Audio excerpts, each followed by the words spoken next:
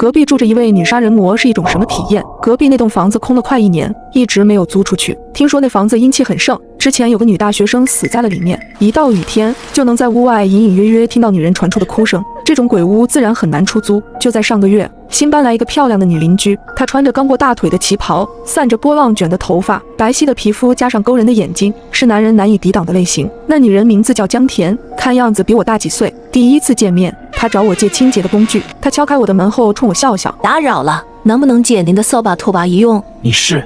她笑着说：“我是刚搬过来的，以后我们就是邻居啦。”我连忙把工具找出来递给他，他冲我礼貌地道谢。第二天他归还工具的时候，送来一盒便当，打开盒子就闻到一股诱人的香味，里面是一些糖醋排骨，吃起来酸中带甜，外嫩里酥油而不腻。我并非贪吃之人，却在10分钟之内把它吃个精光。我问江田：“这些排骨你在哪里买的？和我以前吃的都不一样。”江田问：“好吃吗？”我用纸巾擦擦嘴说：“非常好吃，简直是人间美味。”江田笑着说：“你要是喜欢，以后我就经常做给你吃，不过食材不好弄，得费点功夫。”这个女邻居有点神秘，首先是她的衣着，什么时候看见她都是穿着旗袍，哪怕在狂风大作的雨天，那天气温非常低，我穿着毛衣都觉得冷，她却穿着紫色旗袍站在窗边，看见我正看她，对我露出一个诡异的笑容。还有就是她的生活习惯，她几乎不用任何智能产品，手机、电脑、电视机，她的房子里都没有，唯一打发时间的娱乐活动就是看书，最后就是她的职业，除了隔几天去外面采购一次，她几乎都待在屋里。那么她的收入来源是什么？大概1个星期后，我见到她和一个男人回来，那个男人年纪很大，头发都白了一大半，手还特别不老实的在摸她屁股，而她却没有一丝不悦的表情。我以为那男人是她老公，冲他们打了个招呼。那男人被吓了一跳，问：“谁呀？”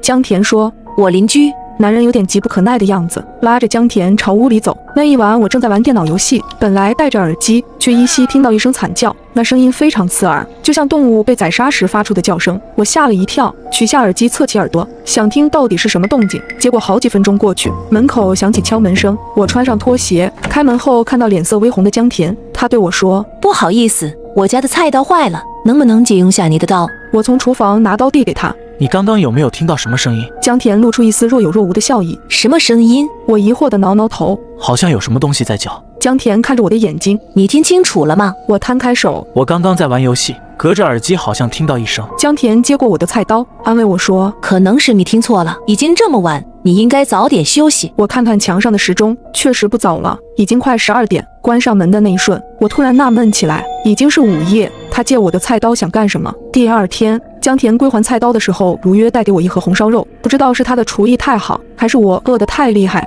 我很快就把那盒红烧肉吃了个底朝天。江田对我的吃相很满意，全程都带着欣然的眼神。临走时，我问他：“昨天那位先生是？”江田平静地说：“他是我一个普通朋友。”我想起那男人颇为猥琐的小动作，心里有点怪怪的。我问江田：“他人呢？”江田淡淡的回答：“昨晚坐了一会就走了。”过了没几天，江田又带了一个大学生模样的男孩回来，男孩一只手搭在江田的腰上，整个人痞里痞气。进门的时候，那男孩还亲了江田脖子一口，江田没有推开他，反而只是对他笑笑。难道说这个小毛孩才是她的男朋友？过了1天，江田给我送来一份爆炒牛筋，我问他那个男生是谁，江田说是他的远房表弟。表弟能做出这么亲密的动作吗？我有点怀疑，但无论如何，和什么人有什么关系，说到底也是品性问题。我对江田又没有想法，所以没太在意。直到我哥们阿成来找我的那一天，我才意识到问题有多么严重。阿成是我初中就认识的朋友，为人很讲义气，在社会上也很混得开，唯一的缺点就是好色，经常看见美女就走不动道。那天阿成正在跟我抱怨我住的地方太偏，江田端着盆子从门口走出来，